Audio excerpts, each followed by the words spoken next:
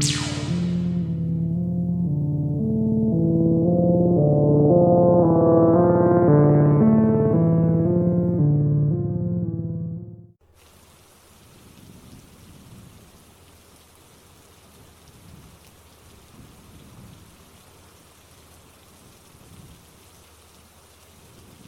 in the mid-'80s, we were traveling through Tennessee on the way to visit friends in Texas.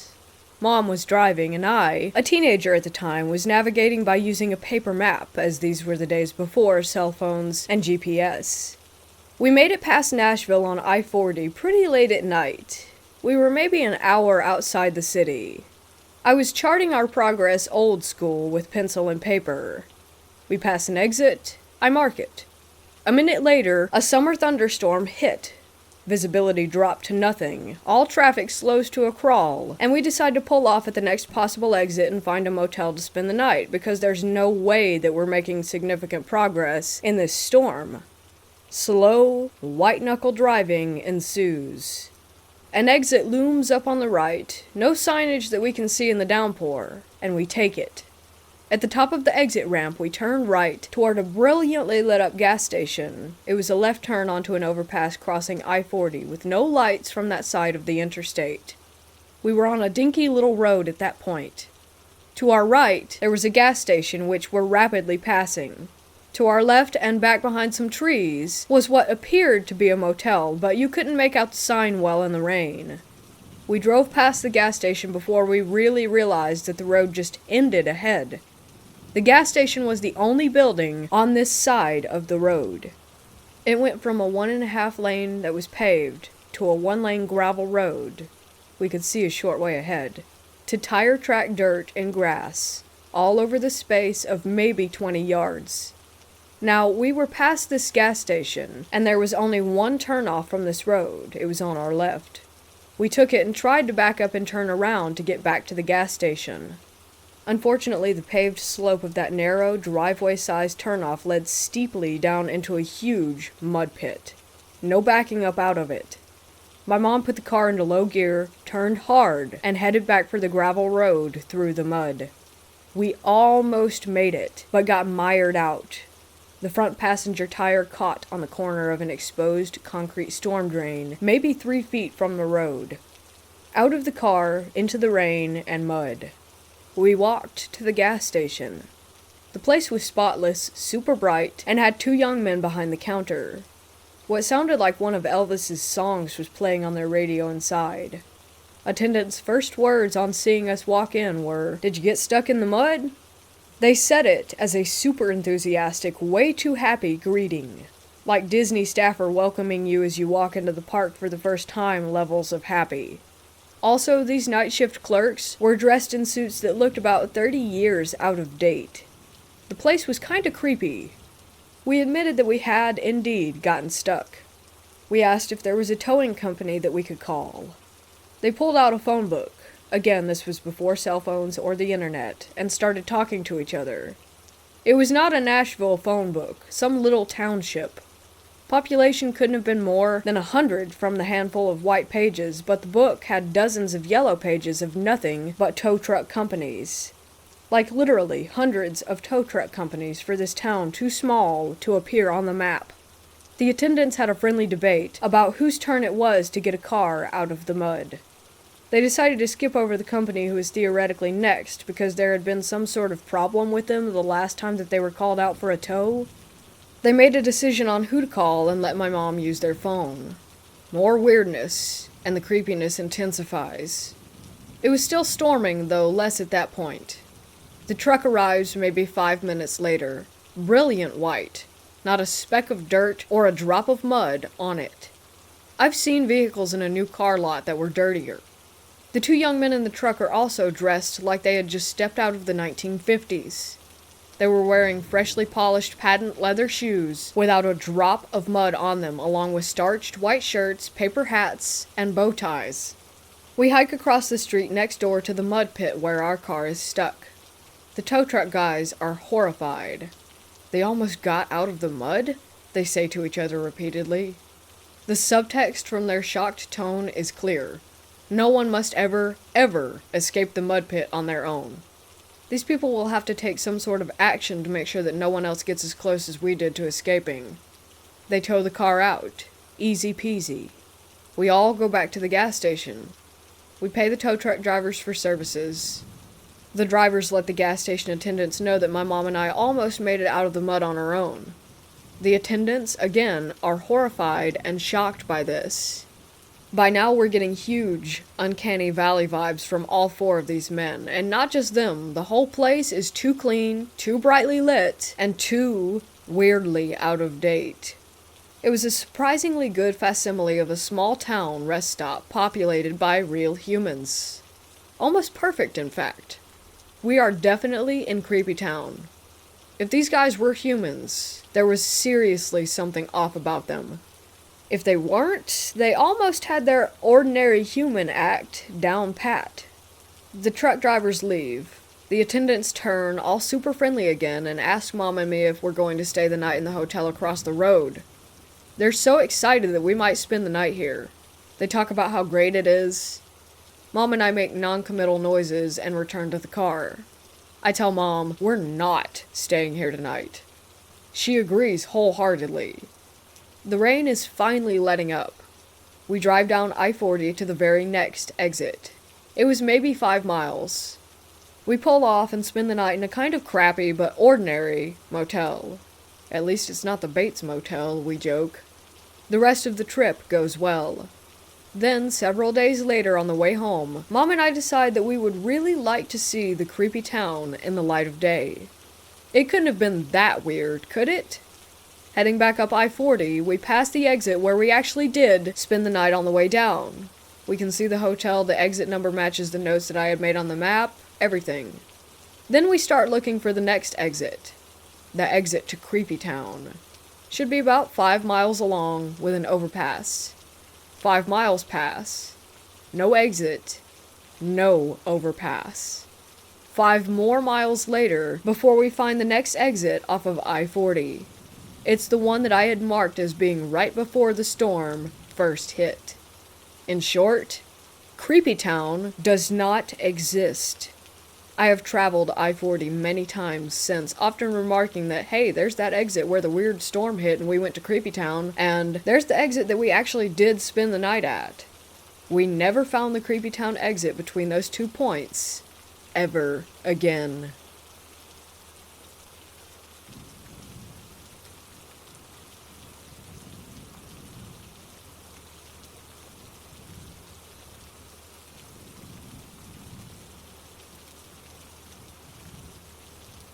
A couple of years ago, me and my pops decided to go on a road trip.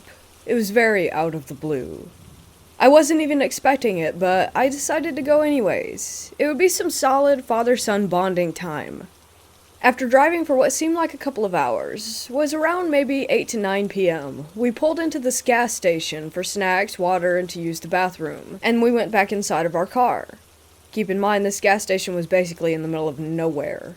Anyways, we got back into our car and decided to look for a motel, but there was none. And I mean not a single one anywhere near us. My dad was really tired, so we just decided to go to sleep in the vehicle. We pulled up into this sort of resting area / parking lot and decided to pass out for the night. My dad fell fast asleep, but I was on my phone for a couple more hours, and around 11 p.m. I just felt suffocated by the tense air and decided to step out for a bit. I felt safe because the gas station was still in sight, and there would be a couple of trucks that would occasionally drive by, so I was at ease. At the time, I was also texting my friend who lives in Seattle, Washington. We were on the phone for a little while. Then I saw what looked like a large cornfield, and I had never actually seen a cornfield in real life, so I decided to cross the road and just get a closer look. That's exactly what I did. I got extremely close, and I started feeling like I was being watched, but again I just thought, well, you're literally outside in the dark, standing next to a tall cornfield, of course you're going to feel this way. So I just brushed it off. I even considered going in, but I thought, why would I even do that?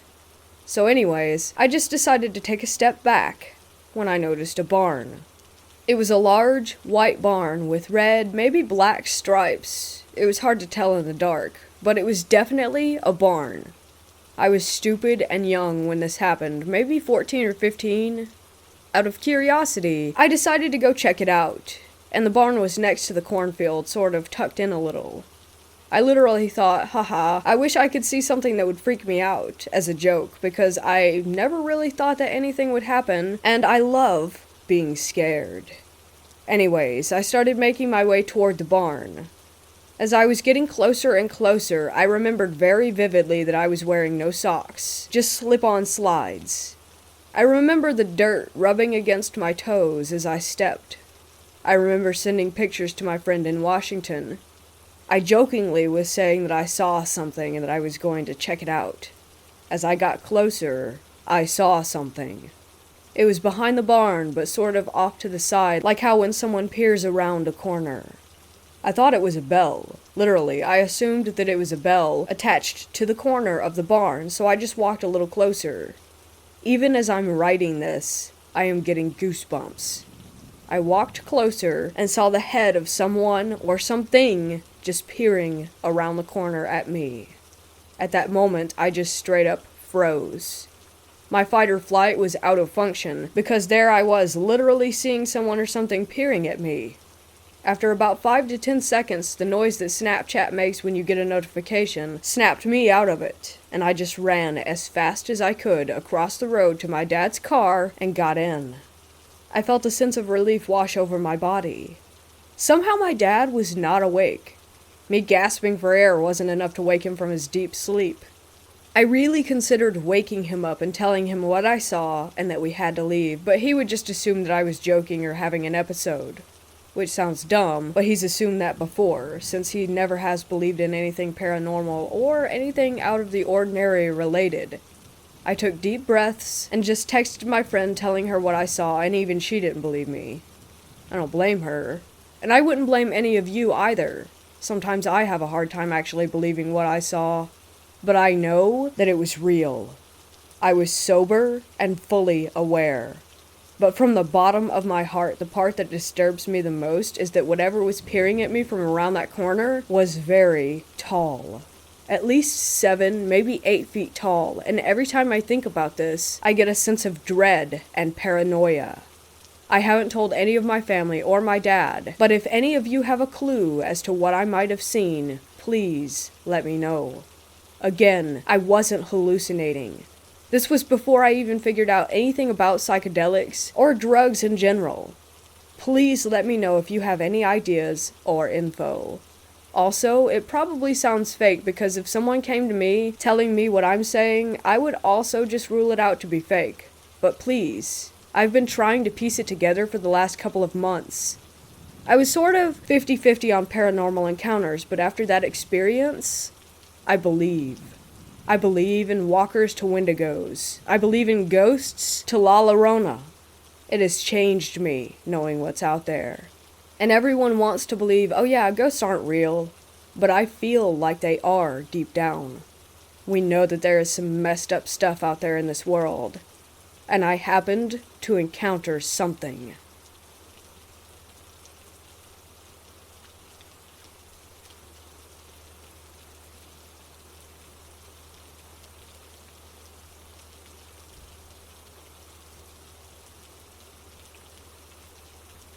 Ten years ago, I was a stupid 18-year-old kid who was living with his parents in Flagstaff, Arizona.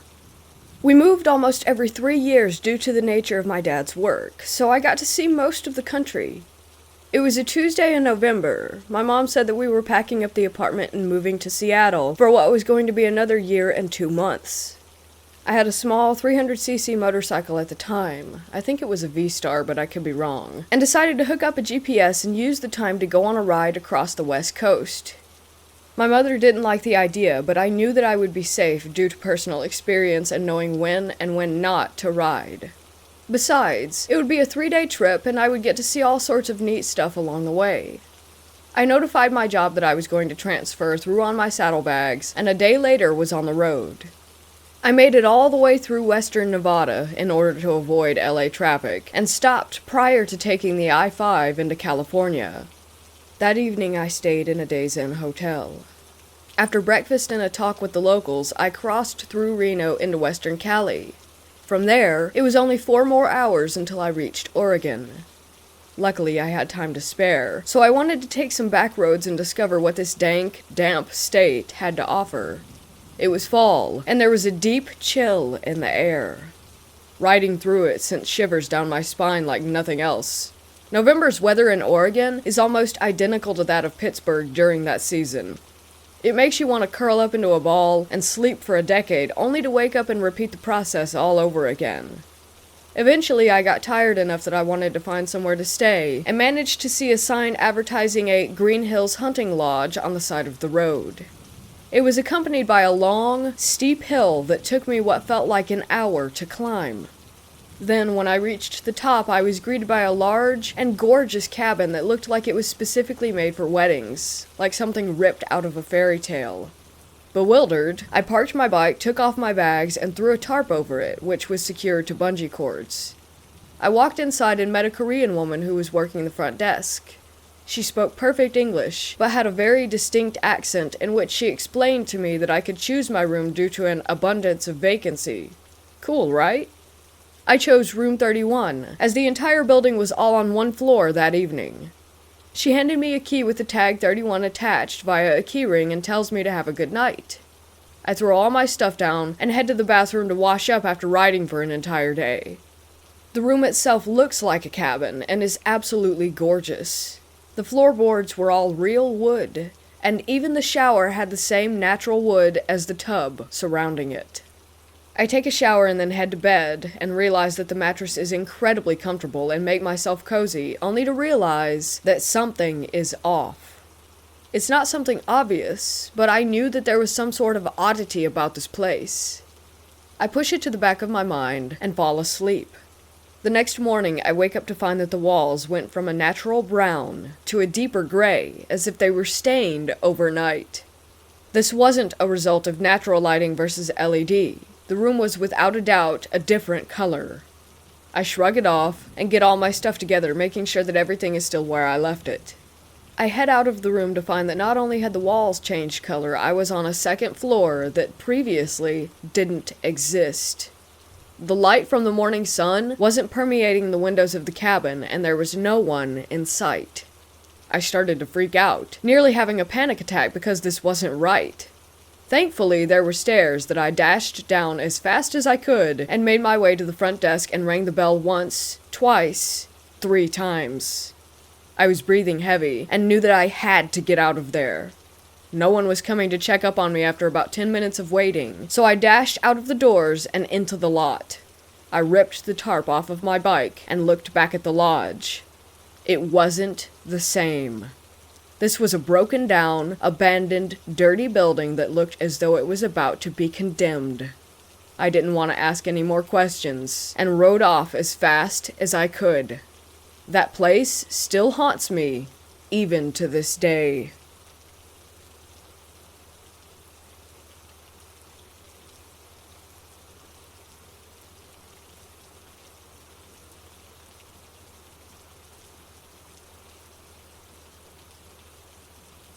For a little backstory, my partner and I have been dating for about 1.5 years. This February, I was given tickets as a birthday gift to finally visit him, as I'm in Scotland. Experience 1. I spent the middle of February over in Arizona visiting my partner. While we're both interested in the paranormal, I believe in it all, having had multiple experiences, whereas he tends to just humor me, not believing in it much himself. He's never mentioned anything odd happening in his apartment, but I saw, heard, and felt small things the first couple of days that I was there. One morning in particular at around 4 a.m. I was on the sofa playing on my phone, jet lag, when I looked up and saw a figure standing over him as he slept. It was similar to a shadow person phenomenon, just a dark humanoid shape, but it felt nasty. When I saw it, it turned, almost as if it was startled to see someone else in the room. Never mind, someone who could also see it. It did sort of a double take and then disappeared, but the energy in the room felt off. I performed a cleansing ritual that I've come to rely on when negative energies are bothering me. For the remainder of my trip, the apartment felt light and airy, with the exception of later that day when I was taking a nap and felt what I thought was my partner standing over me watching me sleep. I opened my eyes and felt the negative presence over me as though trying to work out who I was and why I was there. It was then told in very clear terms that it wasn't welcome, whether I was there or not, and it cleared out. No more issues, so that was fine. Experience 2. My partner's friends, another couple, really helped in making me feel welcome, and the 4 of us went out on road trips a couple of times, once to Jerome and another to a recreational spot by a lake. I felt a little funny anytime we were driving around near or on the reservations, as though the native spirits were very much aware of us going through their land, but nothing felt bad, just sort of a curiosity. But one instance in particular sticks out. While driving toward Phoenix after a day at the lake, we were all chatting away in the car when we got into reservation territory. I got that not alone feeling again, but still, it was curious, though this time it was more intense. There was a lull in the conversation, and I was just admiring the landscape as the sun was going down, when in the middle of the center embankment on the road, there was a figure that suddenly appeared out of nowhere. I know it was male, and I know that he was a Native American. Nothing felt wrong, but when I asked if anyone else had seen him, they all said no, despite the fact that, as far as I was concerned, you couldn't miss him. He was old, tall, and completely white. His clothes, hair, everything, with an aura of hazy light around him, simply standing and watching over the road. I don't know who he was, but it felt like he was watching over the people traveling through his land. It was comforting.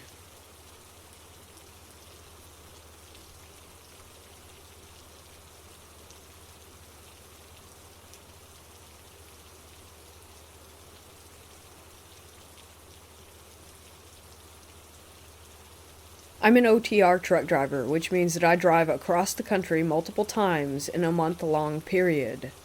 I'd like to share a story with you. On the dark July night, around 2 a.m., I was headed south on US 93 highway in Nevada. I was approximately 30 miles north off of Las Vegas. Traffic was scarce. I had not seen a single vehicle for at least 40 minutes. The only source of light that illuminated the road were the truck headlights. I was on the phone with a friend of mine just chatting about random stuff when in the distance about 300 feet ahead of me I saw something on the shoulder of the road. At first I thought it might have been a turned over construction sign or a bag of some sort. But as I was approaching the object, I started to make out some features. It was a human-like figure, I thought. Just to be clear, that area is deserted and there's absolutely nothing to be found within a 25-mile radius. When I was about 5 yards away, I could see it clearly. It was a boy. He was around 8 to 10 years old, I'd say. He had a school backpack and a white plush bunny in his right arm held tightly against his chest. He was just standing there with his cold stare, completely unemotional, looking me directly in the eyes. He didn't break the stare as I passed him. He didn't even blink or flinch, and let me remind you that it's an 80,000-pound semi-truck moving at 65 miles an hour. My heart was racing. My whole body was covered in goosebumps. A cold chill went down my spine.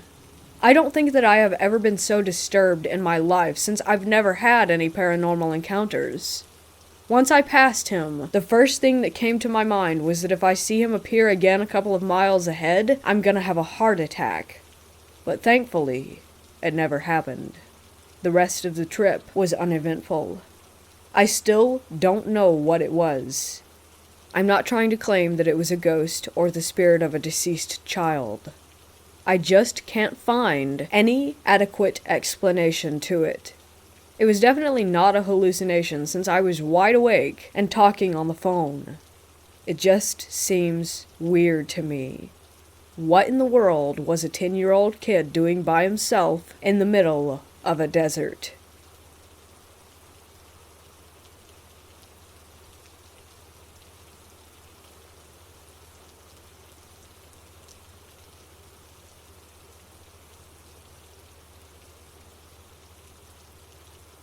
A few years ago, a friend and I took a road trip across country. We stopped at an out-of-the-way place in Wyoming late at night. As soon as we rolled up, we both felt as if it were haunted, but really needed to sleep, so we checked in and put anything paranormal out of our minds. The place was very run down. We had 2 beds in our room. Mine was closest to the door and window with a nightstand in between us. Also, we each had a little lamp above our beds. I laid down, clicked off my lamp, and was facing the window. While lying down, I saw a black, shadowy figure cross the length of the wall and then vanish.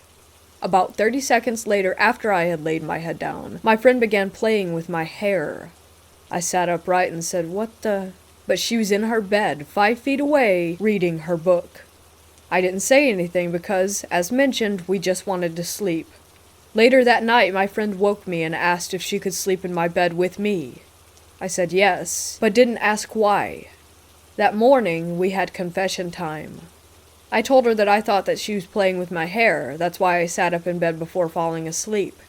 She said that she had looked over and saw a black, shadowy figure hovering above me at the moment when I had looked up.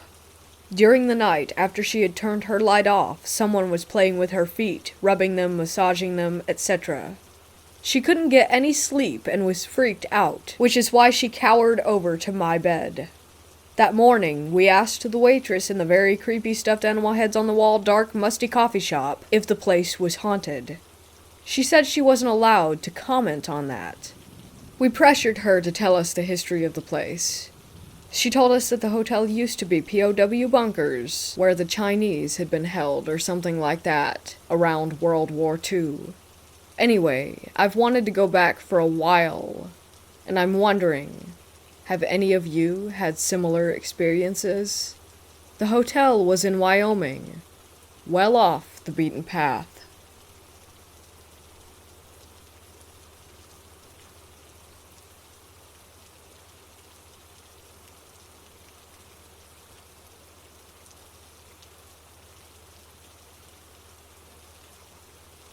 I finally talked my friend into moving from Seattle to Texas. We decided to split the move into 2 parts, the first one last week, moving her stuff in a rented SUV. We both had some time, and we decided to take the trip on all the back roads. We stayed at a mineral springs resort in the middle of nowhere in Oregon that was amazing.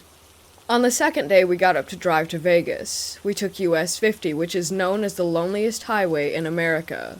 I will admit that before this, it had been 8 to 10 hours before we had had any human contact. I am a former over-the-road trucker and a US veteran, so I'm used to traveling to different places and being in new surroundings every day, but it also taught me to listen to my instincts. Let me tell you, did they come in loud and clear while on this trip a few hours away from Vegas we stopped to get gas. As we rolled into the place, I just thought it looked aged, very dated. My friend decided to get gas. I walked inside to look at the place and get some snacks. I can honestly say that I can't point to any one thing that was wrong, but the feeling that overcame me was indescribable. It basically told me that the place was, well, the phrase that I would use is out of place, and that I needed to go right then. Now, I'll admit that this could be my own experience, and maybe because I had such a bad feeling that I was imagining things, but the minute I decided to leave, without buying anything or even using the restroom, I swear everybody in the place started looking at me. And I don't mean just the employees, but the patrons. I walked quickly to my car, and told my friend that if she believed in instincts, that we should just get in the car and leave right that second. We did, and we did not breathe easy until we were about 10 miles away. That was my spooky encounter in the middle of Death Valley.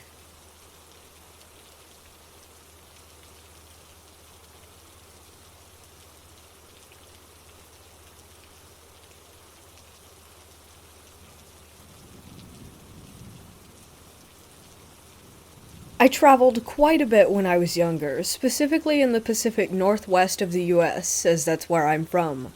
Whenever my single mother, older sister, and I took a break at the various rest stops along the way, I was almost always met by an older woman, likely in her 50s, early 60s. She offered my sister and I a variety of treats, generally hot cocoa and cookies, or lemonade depending on the weather. we always took it graciously. I think my mom assumed that we always bought the things with our allowance at the little shop that's sometimes integrated into the rest stop buildings. But I always remember that woman being at a white plastic table with black legs and never charging us any money. She never spoke. She was the highlight of many trips. I always felt safe and attribute her presence with my love for road trips and rest stops in general. Well, I brought her up a few years back in conversation with my mom and sister, and while my sister seemed to remember her, my mom did not, and pointed out how ridiculous that would be. I honestly hadn't thought much of it since I was 8 or 9, and just took her to be part of the travel experience. But our trips spanned everywhere between Idaho and California, and I know that I saw her at least once every trip from ages 5 to 8. As the chances of us coincidentally meeting so often without my mom noticing are very slim, I can only assume that there was something going on. I know that this could be a muddled memory and have generally ruled it out as one, but I have had many ghost experiences as a child that I hesitate to abandon entirely. Does anyone else have any similar experiences that might be related? If this kind woman is still helping wandering children keep their bellies warm, I would love to leave her a thank you on my next voyage.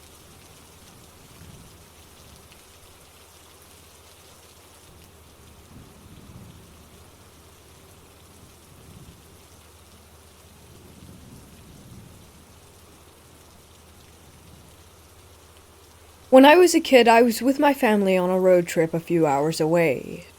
We were driving down through a winding canyon, and it was dark. I was looking out my window, just staring at the dirt walls that we were passing. It was like the inside of cliffs on one side and forest on the other. Well, I was on the side of the car with the dirt hills and the cliff walls, and as we turned to go around a bend, I saw something human-shaped, which looked like it had a long, white face that resembled the Scream mask, hanging on the hillside. It happened so fast that it scared me to death nearly. I never said anything. I think it was because I wasn't sure what I had just seen, but I really don't think that it was a human being. This vivid memory is still clear as day.